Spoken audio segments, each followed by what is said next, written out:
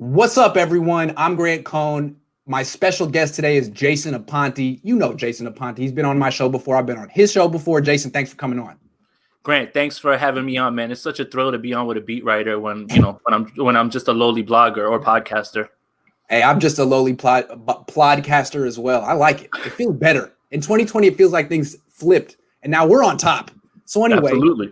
Now that this is must-see television and people want to know what we think, the thing about Jason and I is we pretty much disagree on everything, but we like each other very much, and we listen to each other. We consider the other person's perspective, and we have, I think, very substantive debates. So we figured let's just have a debate show, and even sometimes we'll just debate. We'll pick sides for the sake of arguing. So sometimes today we're just going to do it like it'll be an academic exercise. Other times we're really going to feel strongly about how we feel, and you may not be able to tell the difference because we're just that good at freaking debating and entertaining. So we're going to start off with the Deshaun Watson debate, and I promise you this is authentic. Jason's all in, as are most 49ers. It's freaking Deshaun Watson.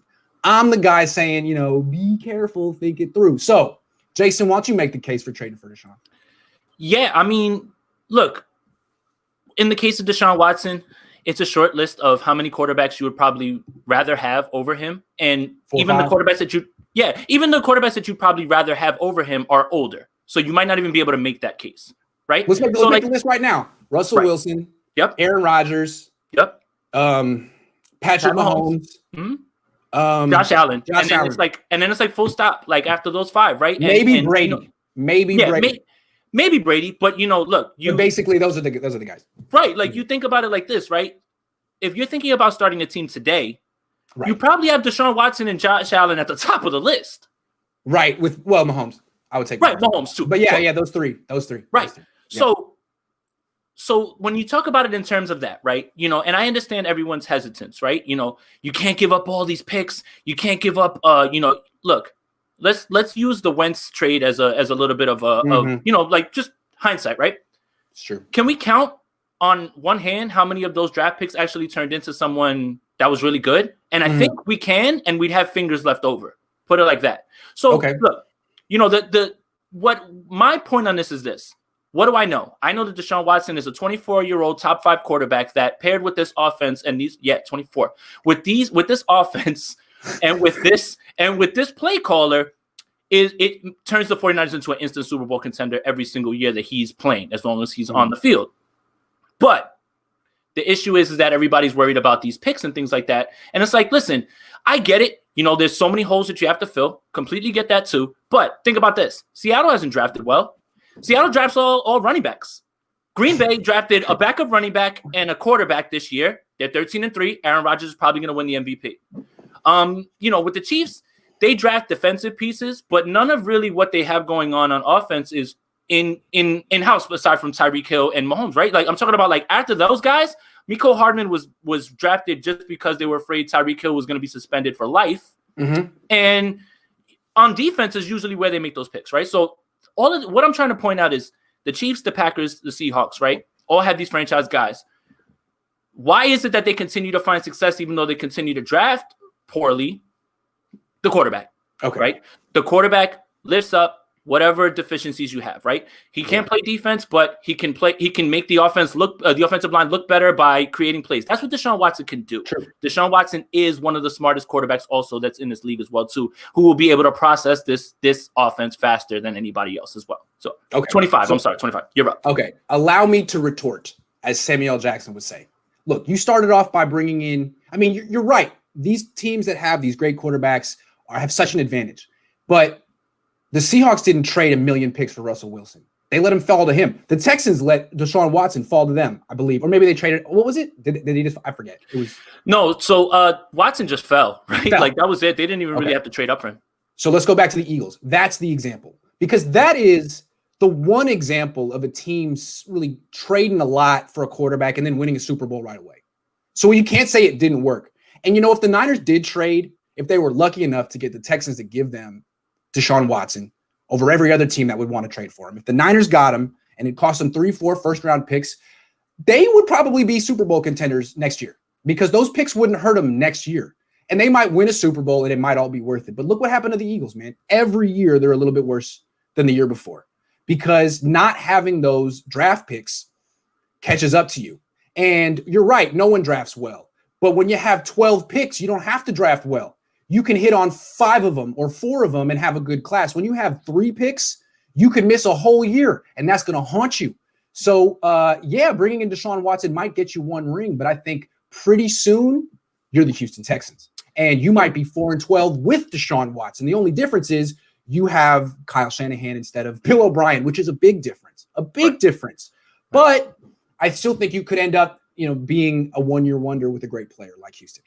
Yeah, I mean, and that's a valid point. I agree with that too. But in the Eagles situation, I have to give a lot of blame to the coaching too. Once Frank Reich went away, I think people understate the loss of that for the Eagles, right? And look, Carson Wentz hasn't played well, but his regression is under the watch of Doug Peterson. And he has to shoulder some of that blame, and then the final, everybody wants to harp on what happened, in week 17. For me, it's less about screwing the Giants out of their playoff spot and more about a coach who really doesn't understand what he's really doing. Like Jalen Hurts needs to get as many reps as possible in week 17. Like, why would you even look, I still don't, it's baffling. See, that's the type of things that coaching can ruin players. So that's what I mean about Wentz, right? And that's the thing. So yes, having all those draft picks, right? It look what Freddie Kitchens did to Baker Mayfield. It's kind of the same thing. Yep. Right. And all those picks amplify your chances of landing on them. But if you're put in a system where you with the coach that isn't really doing the right things, not play calling, not in charge of personnel the right way, might not mean anything. Here's the thing. If it were Patrick Mahomes, I might say do it. Because I don't see Patrick Mahomes having a losing season under any circumstances. He's that good. Watson just went 4-12, and I'm not holding that against him. But I just can't help but feel like if you give up all your assets, you could be in a situation where you're doing to Watson what Houston is doing to him right now. And although he's a top 5 quarterback, he's not necessarily Russell Wilson or Patrick Mahomes, who's going to win 10 games a season no matter what. I don't think Tom Brady's ever won fewer than 9 games in a season ever. No. So, I mean, if Watson had that kind of track record where you knew it was just a guaranteed playoff berth, no matter what, having him on your team, then yeah. But I'm not sure that he's proven that yet. I'm not sure. So let's just play hypothetical world, which I've been doing in my mind, right? Like last night at 1:40, I went to get something to drink, and the 49ers had just won their 8th straight Super Bowl in my mind with Watson. At 1:40, I had already gone through 8 seasons already. But wow. You drop Watson on this team, right this year, this team, right? Like these rosters, you have to agree that this team immediately is competing is at the class. Yes, okay. I think they'd probably win the Super Bowl next year with Watson, or they'd be a contender. I'm just worried about 5 years. Well, 3, 2, beyond 2021 is what I'm saying. Right. I think the organization, as far as the quarterback position, is in the spot that they are in by playing the waiting game, right? Waiting for Kirk, not evaluating Mahomes, not evaluating Watson, right? So that's my thing, right? It's like the waiting game's cool. Kirk. That should be a movie. Waiting for Kirk, it's look, that waiting game can really come back and bite you. You really have to kind of so me, because of the draft and the crapshoot, I'm riding with the known. I don't want to do the unknown thing. I'm riding with what I know. I know a 25-year-old quarterback who's going to be here for a long time and is really good. So that's kind of where I'm at with it. But I understand the hesitance because of all of those picks, and you have to fill those holes. Look, I get it. I like the idea of being all in for a quarterback. Get the best one you can get. That philosophically, I'm not. That's not my style. If I were a GM, I would go cheap at the quarterback position, and maybe it would get me fired. But I think that's the future. I think that's where you want to go. And so to me, instead of overpaying for an objectively great quarterback, he is great, I would get the best cheap quarterback on the free agent market and bank that dude is probably just as good as Jimmy Garoppolo, if not better. And you know who I think that is? It's the most exciting name you've ever heard. You're going to jump out of your seat, Jason. Andy Dalton. But that's not crazy, right? So that's been floated, right? I've heard that, look, it's so, I mean, we're going to talk about quarterbacks down the line, right? And in my mind, when you say Andy Dalton, that leads me to one quarterback in my mind that I think that the 49ers would, but we'll get to it. But you understand, I think we're on the same path here with this one. So yes, I get it. Yes. So you get Andy Dalton to play ideally 8 games tops. while your first round pick, whoever it is getting ready and takes over.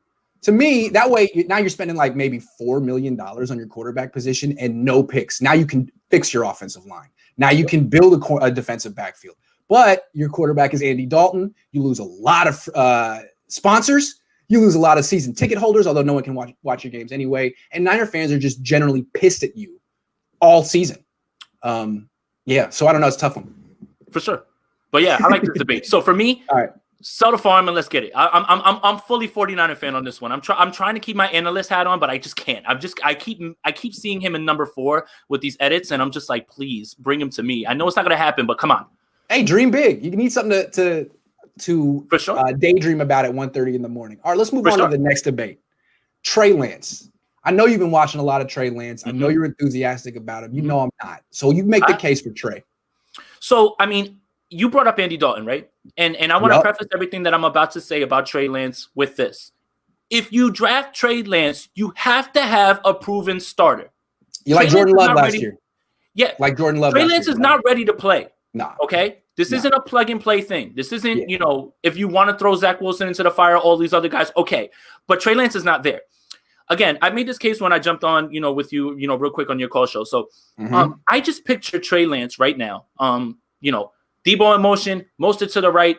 The linebackers are sitting there trying to figure out who has the ball. Now you have a quarterback that can actually pull that thing in and now take off, and it adds another dimension, right? I think that everybody's talking point about what they don't like about Trey Lance should have been used for Mitchell Trubisky. Ooh, yeah, they're very similar in terms of their resume. Yes. Okay, so in fact, they have no resume. Right.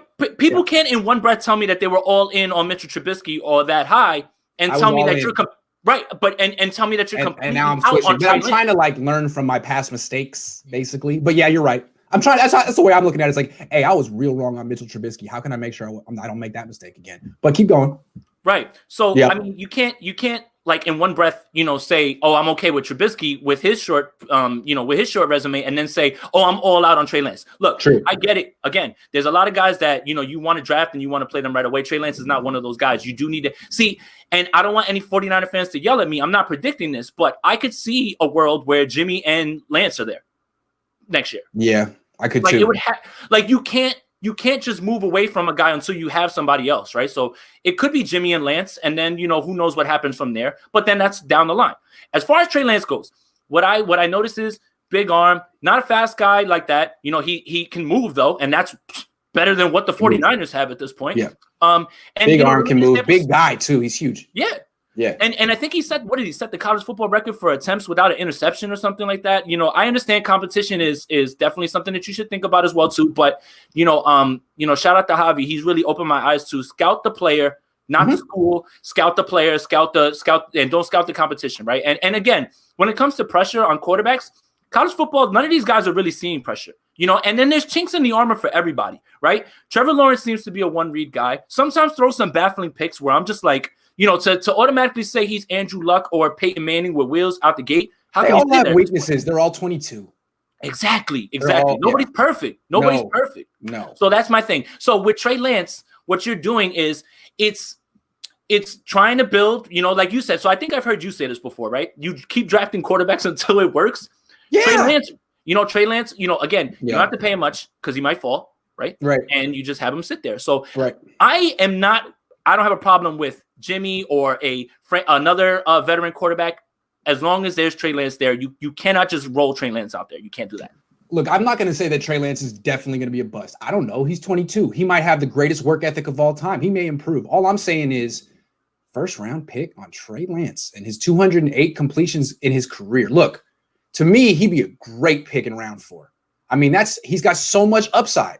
But right now, he runs better than he throws. Like, he has a good arm, but being a quarterback isn't just throwing. I mean, it's so many things beyond how you throw. It's how you read the field, how you navigate the pocket. He doesn't have any experience navigating a pocket because he played on the best team in 1AA football. Not his fault.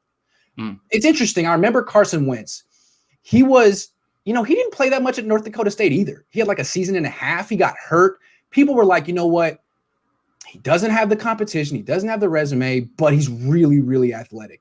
And if I remember correctly, in like early January, he wasn't considered a top 2 pick, but then he went to the Senior Bowl and killed it. And people were like, well, look at him in this context. I mean, he's around the best seniors in the country and he's killing it. So Lance could prove himself at the Senior Bowl. I expect that when Lance gets there, he's going to look remedial as a passer. And maybe I'm just being mean, but I think he's going to look like a guy who's going to need to sit on the bench for 2, maybe 3 years. And then the thing about that is now you've wasted your first round pick. I mean, I'd be cool with taking him on day 3, maybe even late day 2, but in day 1, I don't think he makes it there. I know, of course he doesn't make it there. Jordan Love didn't make it there. He's too athletic. But a guy like that, you take him in round 1, you're going to have a lot of pressure to play him pretty quick, unless you have Aaron Rodgers. Right. So yeah, I don't think Trey Lance. I don't think anybody confuses him with a first rounder or anything like that. But like, yeah, okay. expect him if he shows out at the Senior Bowl, like you said, expect it. Then expect to jump up. No doubt. If he's the Senior Bowl MVP, he could be the number 2 pick in the draft. I just don't expect it. I just don't. And also, I think deep down, Carson Wentz is killing Trey Lance's stock. Even if that's not fair, because you said scout the player, not the school. And but I think a lot of these coaches' minds, owners' minds are like, hey, well, if maybe North Dakota's a pipeline. And now they're like, well, maybe it's not. And see, here's the thing, right? So here's the thing. And we all agree that Trey Lance is a project, right? Can we throw out the school doesn't make quarterbacks, right? Cal didn't make quarterbacks until Aaron Rodgers. Texas Tech didn't make quarterbacks until Patrick Mahomes. Wyoming didn't make quarterbacks until Josh Allen. And if you think about it, that's 2 of the main reasons that Rodgers and Mahomes fell. Because people had put up numbers at Texas Tech. Now, not numbers like Mahomes, but people had put up numbers at Texas Tech before it didn't translate. Kyle Bowler put up numbers under Tedford, and he was a bust. And people were like, oh, well, you can't trust Aaron Rodgers' numbers. Now, I went to those games, and I watched Kyle Bowler and Aaron Rodgers when I was in high school. I saw the difference. If you actually paid attention, you could see. Because Kyle Bowler wasn't winning big games like Rodgers. Anyway, we're getting off topic. No, but yes, you're right. You're right. So anyway, Lance, I'm not rooting against him, and he would be an interesting project for someone, but I just feel so much more comfortable as a team taking him after round 1. So he could actually afford to sit on the bench for maybe 3 years.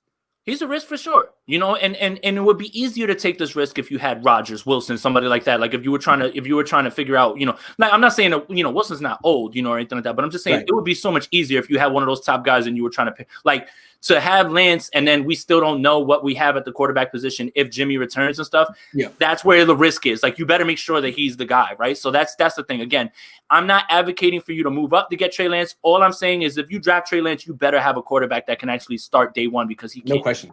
Yeah. Here's the thing. Last thing I want to say about Lance. I consider him a running back right now, which sounds mean, but I was talking to a coach recently. He used to play running back. Right. I was talking to a coach. I was born in 88. I didn't see Steve Young at BYU. And this coach said, look, when Steve Young left BYU, he was a running back. He was a glorified running back. He could throw a little bit, but he wasn't polished. And he went to Tampa and played right away and stunk. Really stunk. And then he had to go and sit on the bench for a long time and learn the position. And he ended up being one of the all-time greats. If Trey Lance is afforded the opportunity to sit on the bench and learn from an all-time great, he could become one too. But maybe the Niners are that position. Maybe they are that team, man. I don't know. But if Jimmy's a starter, Trey Lance is playing by week 3. No, see, that's another thing, right? So if Jimmy's there and he's the guy, then you better prepare Lance for week 4, week 5, week 6. Yeah. Mm-hmm. So I'm saying, because if you take Lance and you keep Jimmy, you're probably not really making many changes on the offensive line and get ready to see Trey Lance. All right, let's move on. Let's get to my guy, Kyle Trask. Start this one. I'll start this one. Okay, so the way I see this draft is that everyone's looking for a top 5 quarterback every year. Everyone wants Wilson, Mahomes, Allen every year. That's what you want, right? And it's not in this draft. It's not there, in my opinion. Trevor Lawrence is very good. He might be, Justin Herbert, and Herbert's really good. After that, I feel like people are projecting on on Lance, Fields, and Wilson. I think people look at Wilson, who has a flimsy resume, and say maybe he might be Deshaun Watson. They look at Lance, and who has a flimsy resume, and say, hey, maybe he might be Josh Allen. Maybe Justin Fields, maybe he might be Patrick Mahomes. Something like I just don't see it. I feel like if you look at this class realistically, and just understand that you're not going to get that top 5 quarterback, then you can see a guy like Kyle Trask as being, well, he's not an upper echelon guy, but he might be one of the better guys in this class. No one's projecting greatness onto him because he's slow and his arm isn't strong. I mean, he doesn't have those type of tools, but as a guy you could get in the late 20s who has more passing yards in a single season in the SEC than anyone ever except Joe Burrow, I kind of like him. He has, I feel, uncoachable traits that people don't really think about very much, like intelligence, field vision, pocket awareness, the ability to make the subtle steps, 2 steps, not bolt the pocket at the first sign of pressure. Take 2 steps left, 2 steps up. When was the last time you saw a Niners quarterback step up in the pocket, Jason? Jeff Garcia? So I don't know. I mean, he's not Josh Allen.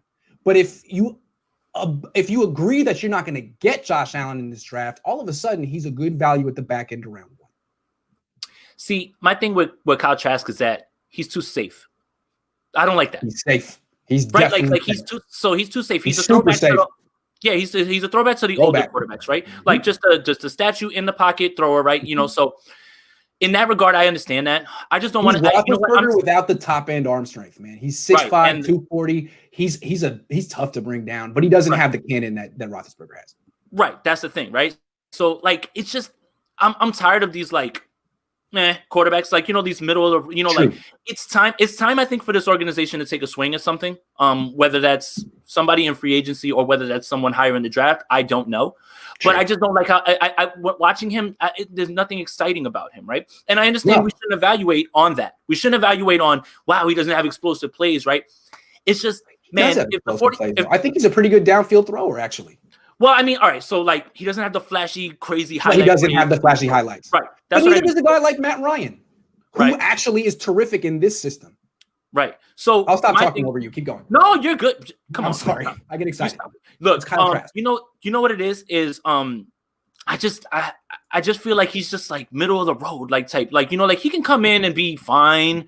I just don't think that the upside is there where it is with Lawrence, with Wilson, with Fields, and even with Lance. You know, like as much as we talk about him being a project, like I feel like Lance's ceiling is still higher. His floor is lower, much lower, right? Like what? Like, you know, so that's what I mean. Change positions.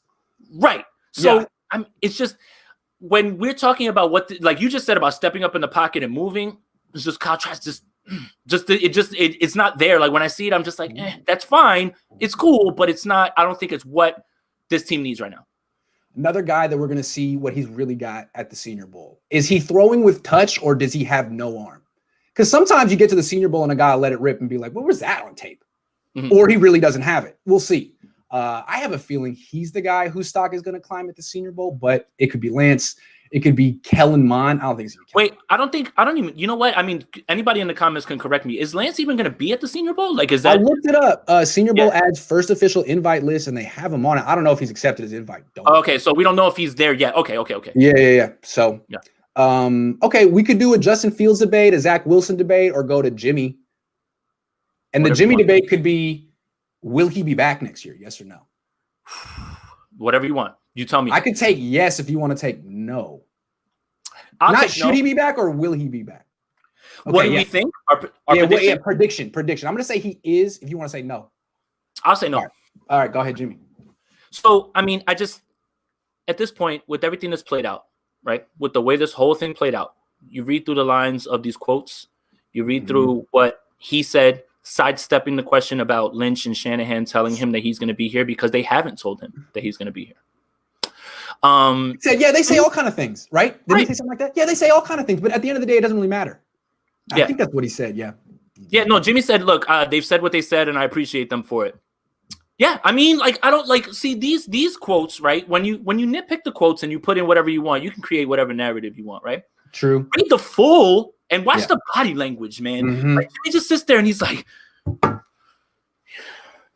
you know, like for a guy who is super handsome, Jimmy. You know, and everybody, he's constantly rolling up his. Do you ever notice that he constantly rolls up his sleeves? He cannot have his sleeves all the way down. The guy's at the press conference sipping water like he's on trial at some like, you know, like dude, relax. If you were gonna be here, Your body language would show that.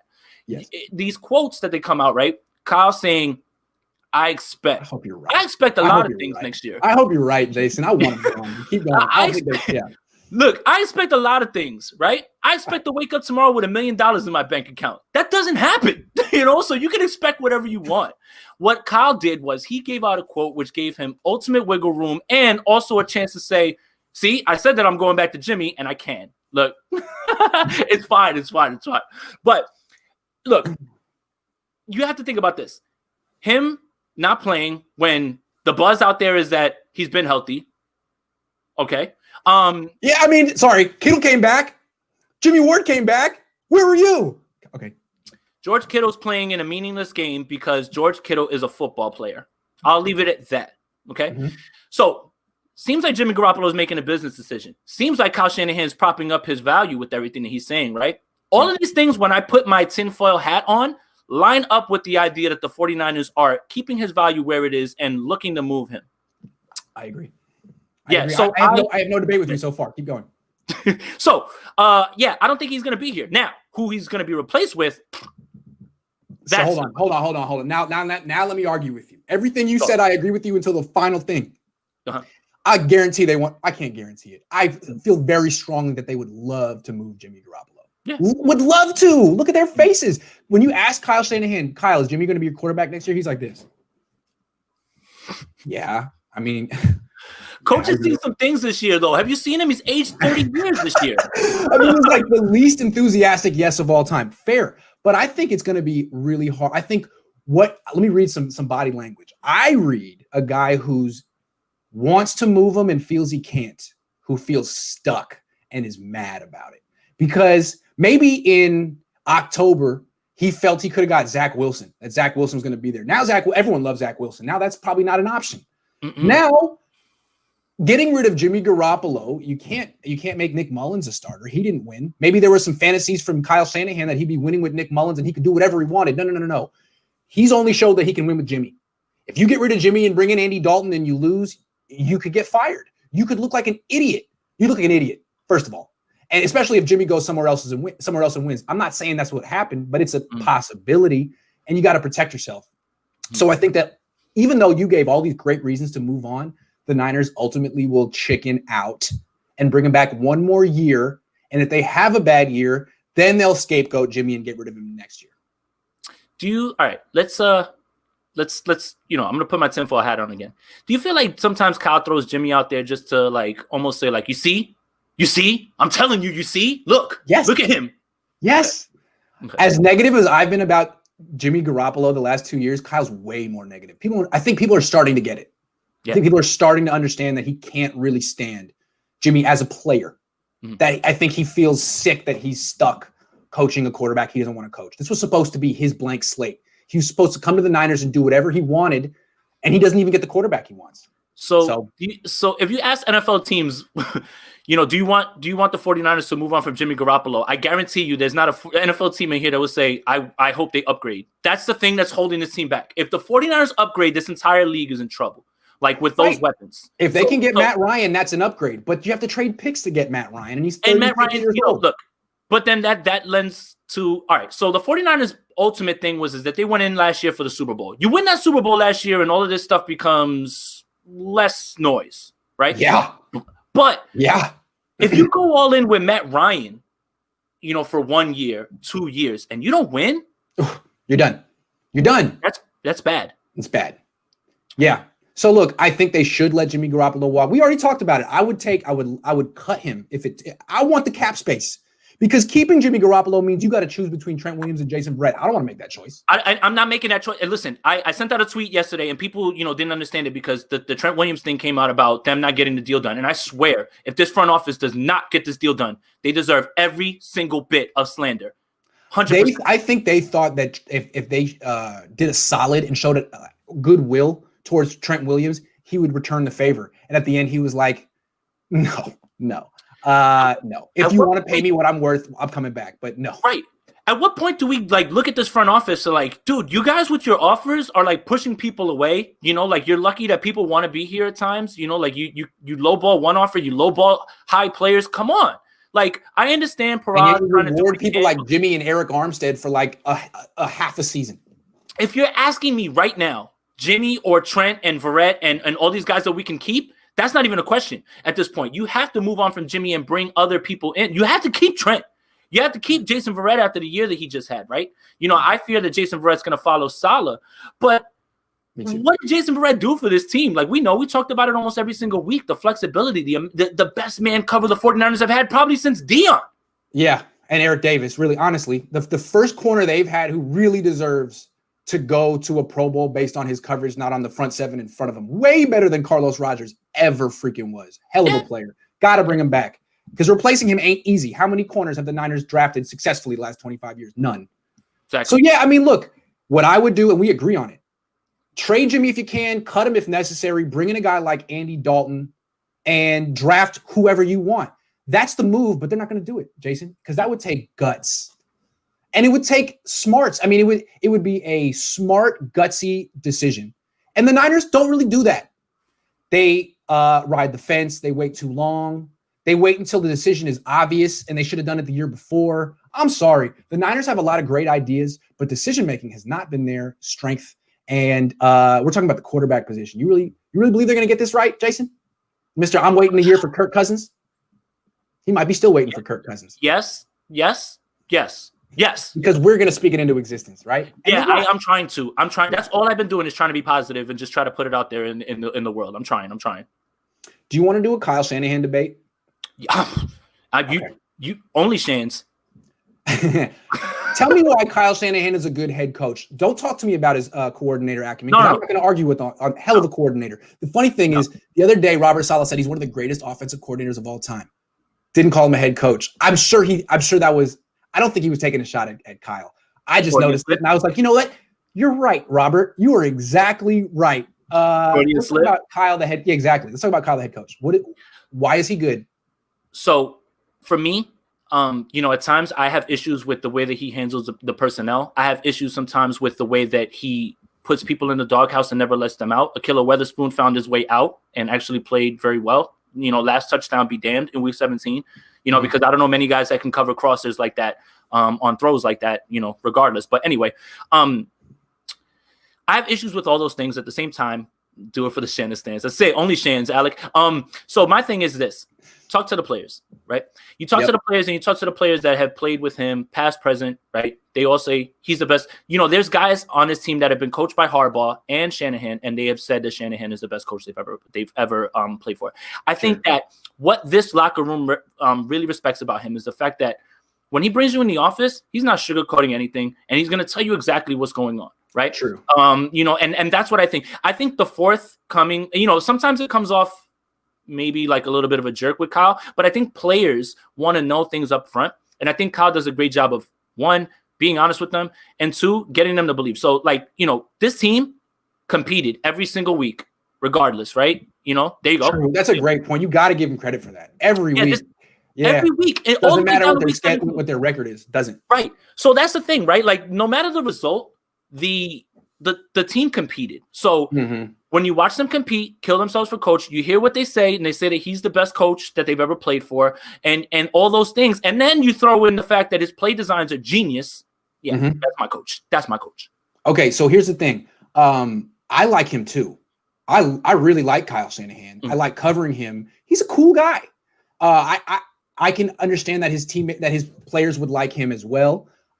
They all seem to have the same kind of personality type as him. Hardworking, kind of chill. I'm sure they respect him. How could you not respect him? His play designs are works of art. So they all respect him. They all like him. That doesn't make him a good head coach.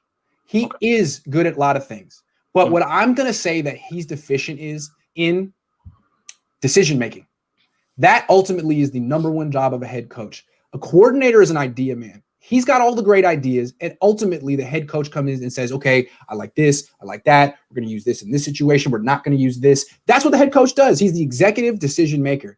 And for 4 years, I haven't seen Kyle Shanahan make really good executive decisions. I mean, you start with the beginning of the rebuild, waiting for Cousins instead of really taking Watson or Mahomes seriously, signing Hoyer of all people. I mean, drafting Solomon Thomas, drafting Reuben Foster. You can go on and on and on and on and on. So all of his good qualities exist and they're real. But is he a head coach? To me, a head coach is a great executive decision maker, and I haven't seen that from him yet. So my thing is I agree with you on that too, right? I think that Kyle gets in his own way. Yes, he does. The ego sometimes, like, I'm going to make Brian Hoyer the man, and I'm going to wait for my guy. And I don't need that guy because I'm going to win with this guy. I like that sort of conviction when you're right. Yes. But he's wrong a lot, man. He's wrong a lot, dude. I mean, I just put out an article, 36 worst decisions the Niners made since 2017. I'm not going to list them, but there's like 9 a year. It's like, dude, trading Buckner, signing Armstead, not drafting a quarterback again, keeping Pettis again. It's like, dude, Tevin Coleman, Jerick McKinnon, Jeff Wilson Jr. just chilling on your bench. Come on, Kyle, man. You got great ideas, but where are the executive decisions? So those are all valid criticisms, right? And this is year 4 of him being a head coach. Mm-hmm. Let me propose this to you. Andy Reid just won his first Super Bowl last year. What was he labeled before that? Oh, all the stuff that Kyle said. Can't win the big one. Can't manage. Yep. Decisions. All of it. Can't win the big one. Right. So again, a narrative is a narrative until it isn't. Hold on. It's a great point, but let me stick with Andy Reid. He does have decision-making problems, and decision-making covers like 11 things. But the one thing Andy Reid's always been fairly good at is personnel decisions. Yeah. By year 2 in Philly, he had McNabb. He didn't get that wrong. Yeah. So, I think he won consistently. He wasn't like having losing season, one winning season. I mean, he had those decisions right. My thing is the book isn't out all the way. No. In year 4, right? Andy Reid's been coaching for 20 something years and had that stigma all over him the entire time. And now one Super Bowl, it's all gone now. So that's the thing, right? Also, if Jimmy had just hit that one throw. If Jimmy, I didn't want to get sad on here though. Like, I came on here to talk. How different would the world be right now if Jimmy had hit that one throw? I mean, that throw is the one that everybody looks at, but the throw to Kittle that got knocked down, that he was wide open. If he hits that, that's game over. Right. And that's that. So look, it's easy to look at that one because it was right there, and most quarterbacks hit that one, but there was a lot more to that really make me sad, man. Those throws. My boy Vish pops in and says 5 straight NFC championships. Andy Reid was pretty good. Kyle Shanahan is going to have to do some work to get in the Andy Reid category. And I'm just saying, Kyle Shanahan's very young. I think he just turned 41. Andy Reid got that job in Philly when he was 41, and by 42, he had Donovan McNabb. So Shanahan, you still got time. You could get your McNabb this year, and you could go on a run. I'm not writing you off, but it's time, dude. It is time. The growing pains are over. You're entering year 5. Do it. You got to get the quarterback this year. You got to get it right. And if I'm trying my best to tell you who it is, I could be wrong. Don't listen to me. If I say it's Kyle Trask and it's not Kyle Trask, it's your fault. All right? Because I'm not getting paid to make decisions on this team. I'm doing this pro bono. I'm doing the best I can. I haven't even gotten the full coaches tape yet. I'm doing the best. Well, that's the other thing too, right? Like that's it. Like I'm trying the best I can by piecing what I can, because I don't know if anybody knows, like the All-22 for college, you have to be like a scout or know somebody, right? So you gotta pay on the black market. I'm gonna pay someone later this week like $150 and hope I get something. That's the thing, right? And then I feel like when I watch college film with people like on Zoom, because they have it, like I'm watching it in a dark room, like I can't even tell anybody that I'm watching it because it's so hard to get. I'm just so excited that you have the film. It's like I can't even evaluate. It's like, oh my God, look at this footage. It's amazing. All right, hold on. We have a couple more topics. The coaching staff debate. I don't know what we would debate here. Like, how do you want to take this one? So I mean, I think that what you're trying to talk about is you're trying to talk about pretty much who's going to be leaving and the impact of that, right? Like, is that where we're going? Yeah. See, look. Yes. So that's the thing. Kevin Cobb was there. Remember that? Like, you guys remember that with Andy Reid? I'm sorry, I just brought that up, and it's so true. But he didn't keep Kevin Cobb for 4 years. I don't think. He just was like, "Yo, you suck. I was wrong. You really suck." Yes. You know what everyone thought he was good though? Shout out to Javi on the film. Like, he's one of the few guys that actually gets it to me. Like, I piece it from different places. Javi, other people like hit me up, like, yo, I got it. Like, people hit me up and they're like, yo, come on over here, like real quick, like trying to keep it like quiet. You trying to see some coaches film? You trying to see some of this All-22? Yeah, I'm trying to see some All-22. Damn. All of the 22? Oh, snap. I'm like, you have all of Wilson's film? Oh my God, uncensored 22? That is wild. So is it blurred out in Japan? What? Sorry. Are we talking about the impact of who should be leaving, who's going to be leaving? Sure. With who? Yeah. Whatever. All right. Salah's probably taking a large portion. I think he is.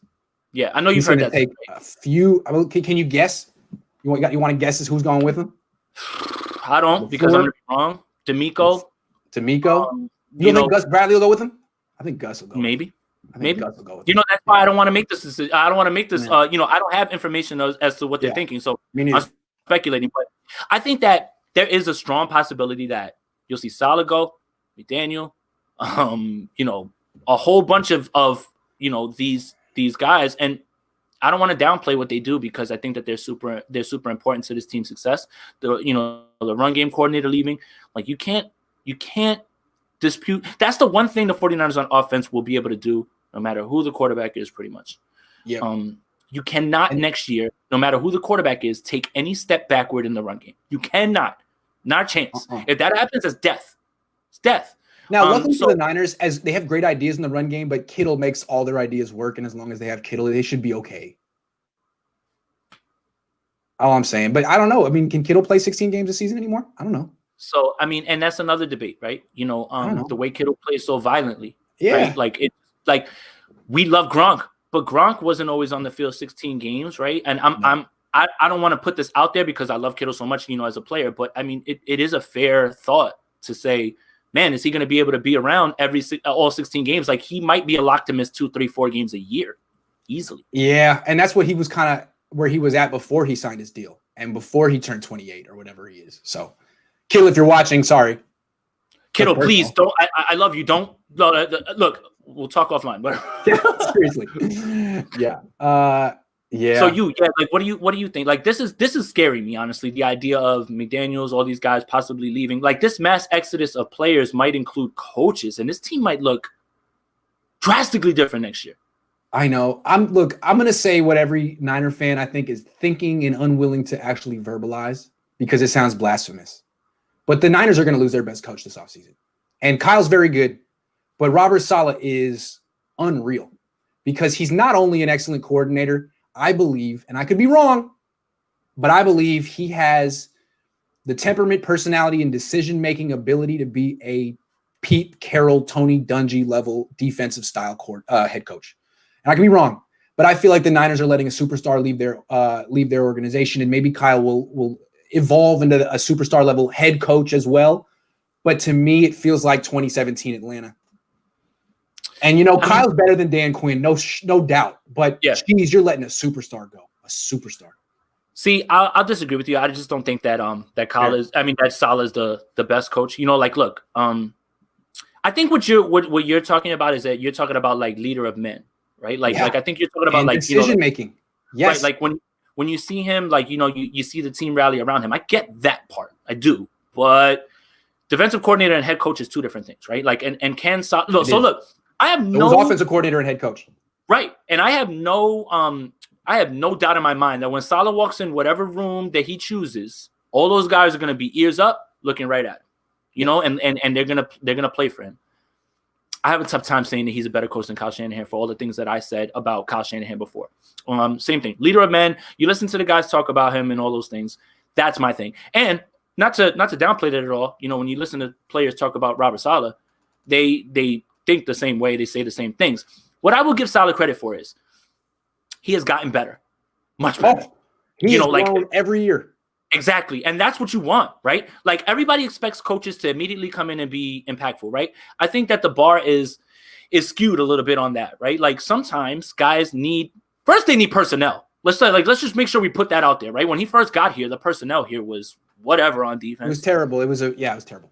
But he's also this year, because of the injury to Sherman, he's had to change everything that he wanted to do last year. And this year, for me, is the better coaching job than last year. Oh, no question. No question. Here, let me real quick with Saleh. I know it sounds blasphemous, but his defense has ranked higher than Shanahan's offense 3 years in a row. 3 years in a row. Even in 2019, when Jimmy Garoppolo played all 16 games, the defense ranked higher. they're both two of the best coordinators in the game. Let's put it that way. Kyle's an elite offensive coordinator. Salah's an elite defensive coordinator. But as I said earlier, coordinators are idea people. That's not the skill when you're being a head coach. Head coaching is decision making. It's like the other side of the brain, creativity and analysis. It's the other side of the brain. And from what I see with Robert, he has it. He's the kind of guy who plans ahead, thinks ahead, makes smart, conscientious decisions. Kyle, I don't know what his decision-making process is. All I see is the results, and he's deficient. That's what I'm looking at. I love him as a coordinator. He's going to be one of the best in the league for the next 20, 25 years. Could become a good head coach too if he starts making better decisions, but I'm projecting on Salah. I really think he's going to become a very wise, he seems like the wise chess player who's calculating risk, thinking 7 moves ahead. That's what I want in a head coach. But the problem with Salah is the problem with every defensive coach. If he wins, he loses his offensive coordinator. And now you got to get a new guy. Right? And that's the problem. Look at McDermott in Buffalo. You're going to lose Dayball, dude. What are you going to look like next year? And at the same time, while we talk about, Kyle Shanahan has problems with personnel, we don't know how Salah is going to work with personnel. We do not. So again, I agree to disagree here. It's just my fear of the unknown is what would stop me from saying who's the better head coach. Well, I didn't mean to sway you, and it's an impossible debate to win because this will take about 15 years to play itself. Yeah, no, and honestly, at a point, you're kind of getting close to splitting hairs, right? Like that's how good of a job I think Salah did. It's not insane to say what you're saying, right? Let's just say you're not saying that somebody like low on the rung is the best coach. You're saying one of the 2 best coaches on this team is the best, and you could make the argument. I have Kyle over Salah. Sure, fair enough. And again, my major point is that the coordinator job and the head coach job are almost opposites in a lot of ways. And being a good coordinator doesn't make you a good head coach. You're evaluating them on another rubric, basically. And we've seen Kyle with 4 years. We have 0 evidence with Salah. How do you really argue it? We'll see. Right. One more point that I'll make on Salah too. I'll make on Salah. While we love, what he did this year, week 1's game plan, that's horrible. The whole 13 yards off of Hopkins, so that's where he has some stuff to grow. Like I said, I love what he did this year. Let's stick with that real quick. Let's stick with that. Yeah. That first week game plan really baffles me. Oh, no, it doesn't baffle me. I know exactly why they did it, because they played Richard freaking Sherman. Every time they played Richard Sherman this year, their defense was shaky because he limits what they could do. Week 1, they couldn't. I mean, they tried to put Emmanuel Mosley on DeAndre Hopkins man-to-man. That didn't work. Week 16, they put Jason Verrett on him. Boom, you give up 12 points. End of story. Again, the other bad game they had when they played, I was going to say Buffalo. Again, Richard Sherman on the field, playing zone. No one within 5 yards of these receivers. So he's banged up. Sherman's calf and that Achilles is there. He really shouldn't have been out there this year. But Sherman, and you're not going to keep him off the field. And if Sherman says I'm ready to play, there's no way you can say I can't play you. Well, a head coach has to. I mean, Pete Carroll would have. A strong head coach can make that. Pete Carroll got him the hell off that team maybe a few years too early for obvious reasons. He was becoming a malcontent in the locker room. He was making it him against Russell Wilson. You got to go, dude. Even if you're good. Anyway.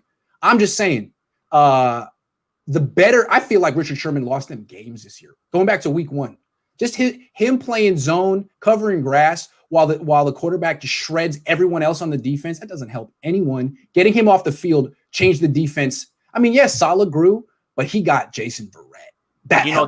That's what helped him grow, right? You can run those fire zone. You can run those fire zone blitzes. You can leave. You can rush guys on an island, right? You can leave. Yeah. You never had to do that when Bosa was here. So now if you're talking about bringing Bosa back to this defense now with Verrett, if you can keep him, now you're talking about a man who's going to lock down and there's going to be no time for the quarterback.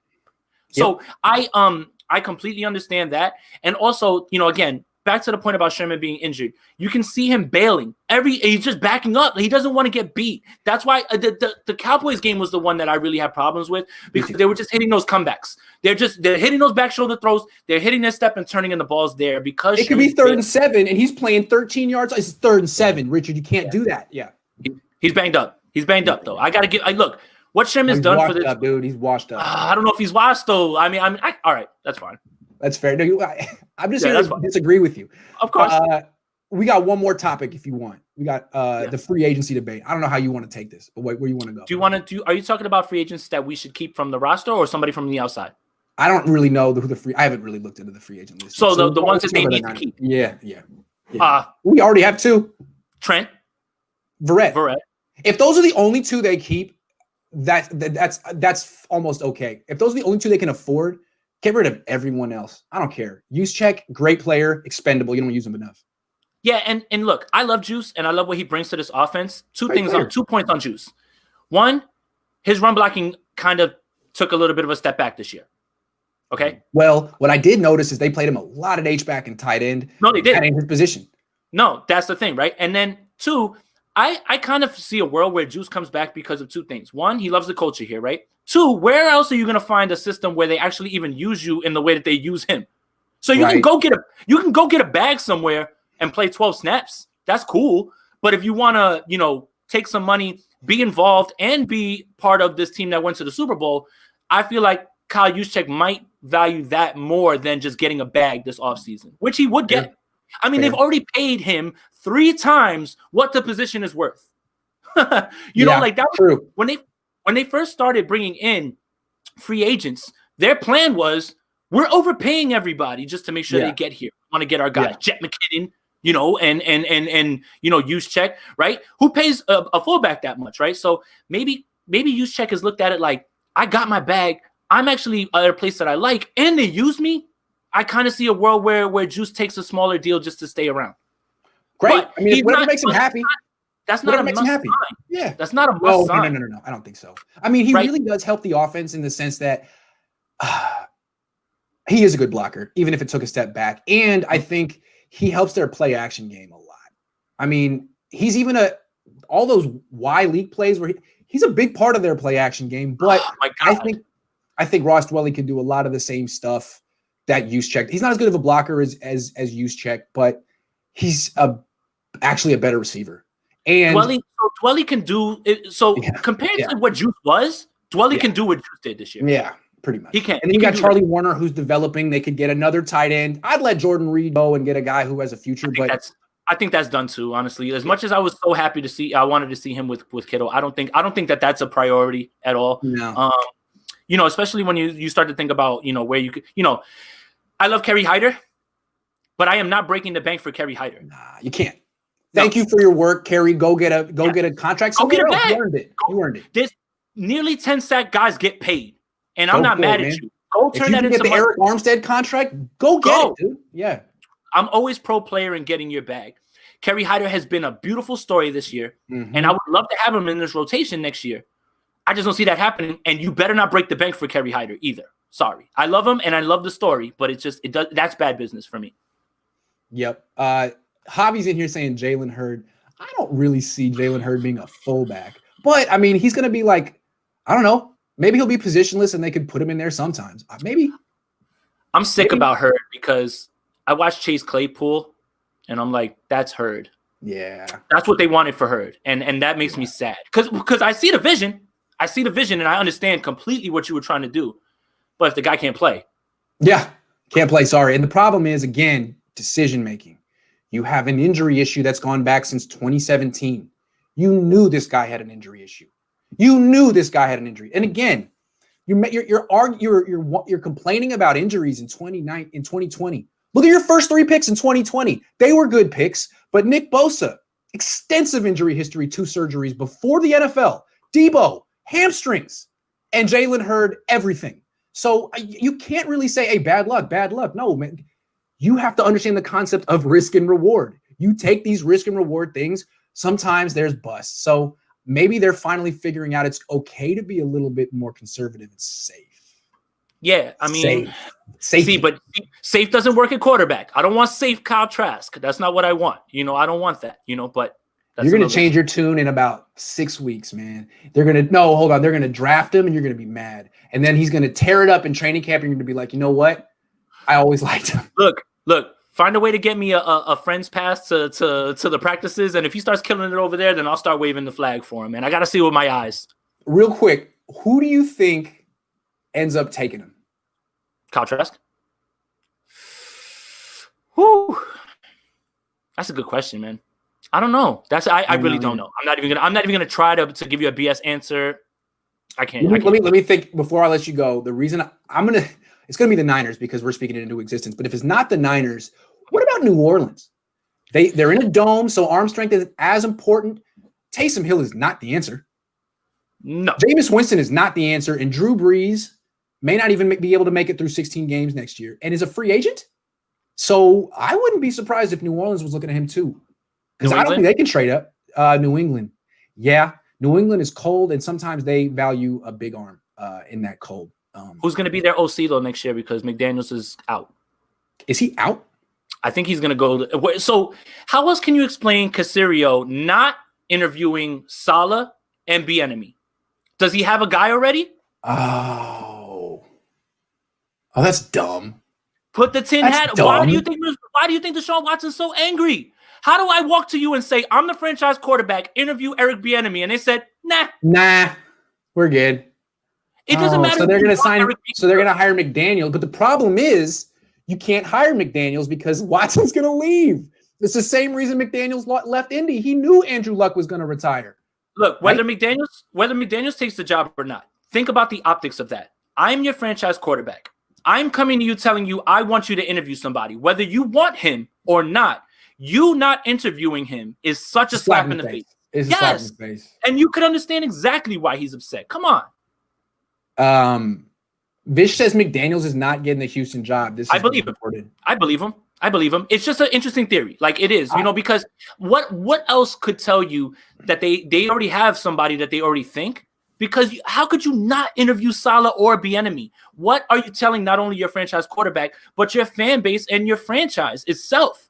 We are not going to exhaust every single measure. And the two hottest names out there, probably, we're not even going to bring them in for an interview. It's just the way the Patriots do business, man. I mean, I don't even think they would go to Tom Brady and ask him. Would they? To me, the Patriots are a very much front office and coach controlled organization, not a player controlled organization. And if Deshaun Watson wants input, I think the Patriots' attitude would be shut up and play quarterback, even if it was Tom Brady. Maybe it's wrong, but that's what's happening. Yeah, but that's Bill, right? Like, so again, you can't just walk in. So this is Patricia's problem. This was all of those guys' problems. You're right. You walk right in and you're like, I'm Bill. I'm Bill now. So no, you're not. No, you're not. We don't respect you, Bill O'Brien. Right. We don't respect you, Matt Patricia. You're right. Right. And Caserio might be messing up. I mean, he's got his eyes on everything. Damn, I shouldn't have said that. That wasn't cool. Is he going to trade Deshaun Watson for Jimmy G straight up? No, come on. Caserio probably drafted that dude. No, he did. He was in on the Jimmy thing. Look, again, put your tinfoil hat on. If you're making a trade for Watson, why wouldn't you incorporate Jimmy G into that if Caserio actually liked him? But again, that's not happening, Grant. I don't think Jimmy actually has a value. Like Jimmy's worth a 6th round pick or something. So you could throw him in the deal, but I don't know how much it moves the needle. I mean, there could be, okay, but we still need 7 first-round picks. Thanks. Right. Great. So 7 first-round picks. Yeah. It's been reported that to even start the conversation is 3 firsts, 3 seconds, and a player. That's a lot. Yeah, that's a lot. That's a lot. That's a lot, man. Man, who's gonna trade that, dude? I don't think it's gonna happen, man. You can't. But I'm gonna put it this way. Go ahead. It seems to me that a lot of teams, a lot of fans look at the Herschel Walker trade and want to be the team trading for Herschel Walker and not the Cowboys. No, I want to be the Cowboys. That's what works in the NFL. And what happened with the Cowboys? The other thing works. What happened with those Cowboys and those picks? What happened to the Cowboys? What did they do with all those picks for Herschel Walker? Irvin, all of they built a dynasty. All of them. They built a dynasty. It's a quarterback driven game, but it's also a game of attrition. You need an offense, you need a defense, you need depth. And if you don't have it, you're the Houston Texans. I don't know, man. Dude, if Bill O'Brien was there, he would have sent them for Wisnowski and McGlinchey. They should have made this move last year. I can't believe the Niners could have moved off Jimmy last. The problem is that the Niners waited a year too long. We're having this debate because the Niners waited a year too long. Period. Yeah, I mean, and this could have all been whatever. Could have been Tom Brady. Oh well, that too. But I'm just saying this could have all been avoided if they don't take Solomon Thomas. Oh, and they take, so I mean, I hate to be like a guy, but yes, but All right. Well, Jason, thank you so much for coming on. It's a great show. Thank you, bro, man. When us bloggers get a chance to rub elbows with the beat writers, man, that's why you gotta look the part. So for everybody asking about the suit, there's a saying: dress for the job you want, not the job you have, right? And I would hate to be confused as a blogger or aggregator of any kind. So I just want to make sure that never call you such. It's the worst of the worst. Couldn't be any worse than that, and you're not that. So I appreciate you. At first glance, somebody's gonna watch this and say, "Hey, there's another beat writer there," until they hear me speak, and then they'll say something else. But Grant, no, thank you, man. I appreciate you, bro. This is a beautiful thing, man, and I'm happy that I'm over here, man. If First Take had debates like this where people actually listen to each other, I would watch that show. This is how television debates should be. Good stuff. Yeah. Right, exactly. Like, it should be. See, this is something that you and I, when we first met, we spoke about. Those guys on their shows, they don't even talk to their arguments. They're just saying it on TV, as it comes to their head, right? So that's the thing. Like, whenever I do any of these shows with anybody or my podcast, the best way that I've gotten to where I'm at is I argue both sides, and then I come to it. To have your mind dead set on one side, that's really when you're going to get yourself in a bad spot. So I mean, we're good though. You're the man, man. You're the man. Love you, man. See you soon. Yep.